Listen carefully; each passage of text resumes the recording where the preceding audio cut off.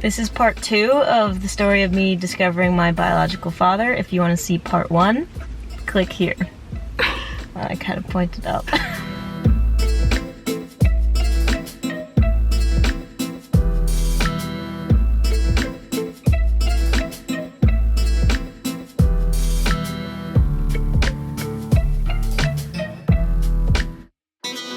Hi, my name is Brian Mailing. I'm an orthopedic surgeon in the New York metropolitan area. I do a lot of trauma surgery, sports medicines, things like that. I also started a stem cell company with my friend Eddie. So when I was at Ohio State, I used to wait tables and things like that. So I decided to go ahead and look into being a sperm donor. So they would pay you, every time you went over and donated. And then I went on to medical school and I moved to Dayton and I just kind of lost track of it. Never told anyone when I was donating, so didn't really think about it all that much. A couple years ago, I saw the movie about where he donates sperm and he ends up with all these kids. You are the biological father of 533 children. What? That made me kind of think, it'd be interesting to know if I ever fathered any kids. And then also, I have this stem cell business and I was interested to see if maybe there might be some of the sperm left in their freezer, because that could give me some information about whether my genetic makeup has changed from doing all these stem cell treatments. And then all of a sudden, I found out from my sister that one of the kids apparently who I had fathered through the sperm bank, they both matched up through Ancestry DNA. Her parents had used sperm from the sperm bank, my sperm basically, to have their 2 kids. So I was just checking my phone in between my surgeries and my sister had texted me and she wanted to tell me something really important. I said, yeah, go ahead and release my information. I open up the email and I read it and it has his name, his email, his phone number, and that he's open to talking. I'm kind of just freaking out a bit, and the first thing I can think is just to call my brother. At the time, he didn't want to know anything. He just wanted to know health details, and that was it. So then, I craft this email. At the time, I wasn't thinking about what to call it. I was more so even just thinking, what do I put in the subject line? How is this conversation gonna go? Like, hi Brian, thanks for your sperm. Kind of was just like, hey.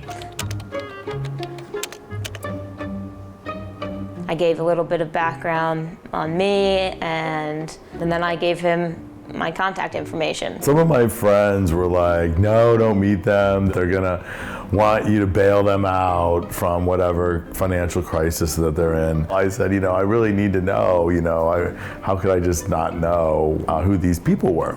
So then he reads the email, and he responds very quickly. I was actually on the treadmill at the gym. This was also the day before my 22nd birthday. I'm opening 4 text messages in a row and an email. He sounds super excited, wants to get in contact, which is great. I sent him a picture of me and my brother, and he sent some pictures of him. He said that I could Google him, but I already had.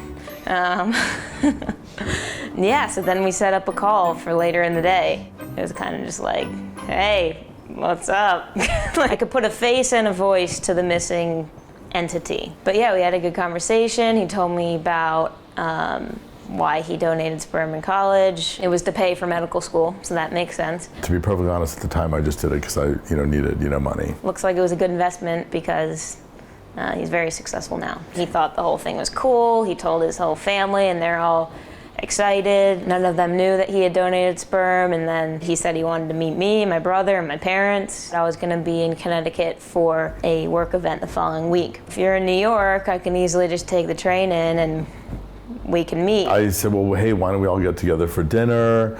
And so we all met up at Capitol Club. At the time, my brother still did not want to be involved in anything.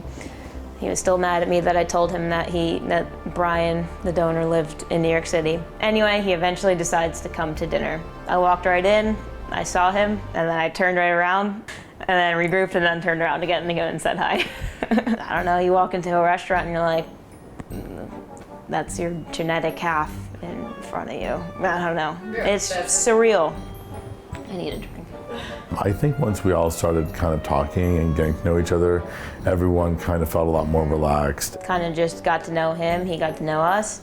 They kind of thought maybe I might be married with a bunch of kids or something. They didn't really, of course, know. We talked a lot about his career. He has this whole side business with stem cells. He talked a little bit about his family. I could see some resemblance. So, well, Samantha really looks like one of my sisters. We seem to have a lot of the same kind of interests and things like that. Our fifth finger goes off to the side a little bit. So I guess mine does a little bit as well. And then we just had a really fun dinner. And then we were like, oh, we'll have to, meet up again soon and that type of thing. So we kind of leave dinner thinking, now what? We didn't really know where this was gonna go. It all happened very, very quickly.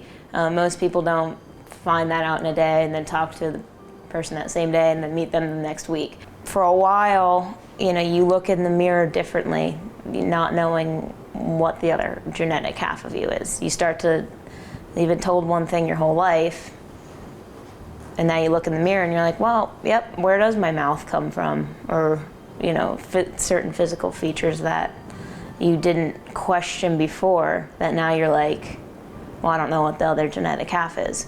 Now when I look in the mirror, I can, complete the picture of what makes me, me. I think that every kid has a right to know where they come from. So I guess the message is you might as well be honest from the get-go, because sooner or later technology is going to catch up with you. At the time, we had not told our parents that we found out who it was, that we talked with him or that we met him or anything. We were kind of going to sort it out ourselves first, see where it goes, and then tell our parents once we were ready. So my mom knew that I had been searching for the donor. She actually did text me, any luck with your donor search? And I said no at the time, even though I had, yes, there was luck, and I met him. They waited 21 and a half years, so I figured, a month would be fine. The whole thing was funny because it turns out Brian had gotten my brother and his fiance tickets to the US Open. So kind of like a last minute type thing. They were just getting back from London and I had a couple extra tickets. Guess who else is going to be at the US Open? My mom.